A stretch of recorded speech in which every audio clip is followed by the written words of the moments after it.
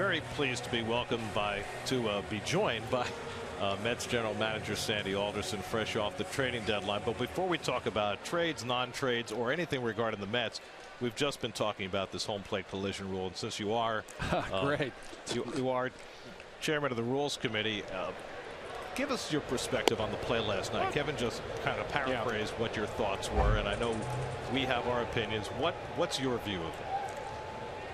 Well, the way the rule is written, you can't block the plate without the ball. Once you have the ball, you certainly can, and the runner is free to run over the catcher. The problem, the way the rule has developed, I think, over the course of the season, is that, number one, the blocking of the plate has been enforced on sort of a hit or miss basis. For example, you recall the play involving the Marlins and the Mets earlier in the year. I commented to somebody today, if they had ruled in our favor in that game, I don't think the Marlins catchers would have set up the way they did last night, but I think they probably have been getting away with it for a while. You know, the problem with the obstruction part of the rule is the timing of the obstruction. So if he sets up and he's without the ball in front of the plate, and the runner has rounded third, is now starting to look for his lane at the plate, he's got to have that. And so you don't really make the decision on obstruction 2 feet in front of home plate. It's really like 25 or 30 feet from home plate, I would think. So, you know, the way the rule was originally written by the Rules Committee, it was a must-slide rule. This is not a must-slide rule. Most runners think they have to slide. And unfortunately, if we were to remind everybody that you don't have to slide, then we get right back into the collision situations that the rule was intended to avoid. So I actually think that the replay officials got it right last night, even though, you know, he was going to be out by 15 or 20 feet.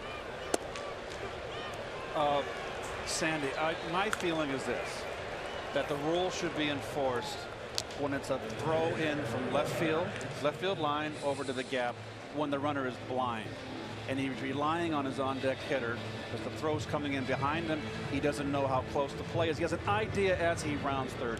Yes, I agree with you, because then he loses sight of the ball. He has an idea when you're rounding, okay, it's gonna be close, I got it bust.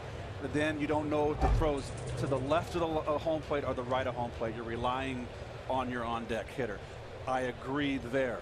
But when a play's over in right center field to right, I don't think rounding third base, Sandy, you can round third base and look and have a view of the throw and make your decision. And if the catcher's in the way, you got to knock him on his tail.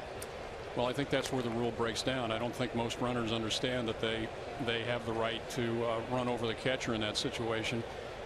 And frankly, the purpose of changing the rule was to eliminate those kinds of collisions. So I think you got to go to a must-slide rule if you're going to look to avoid the collisions.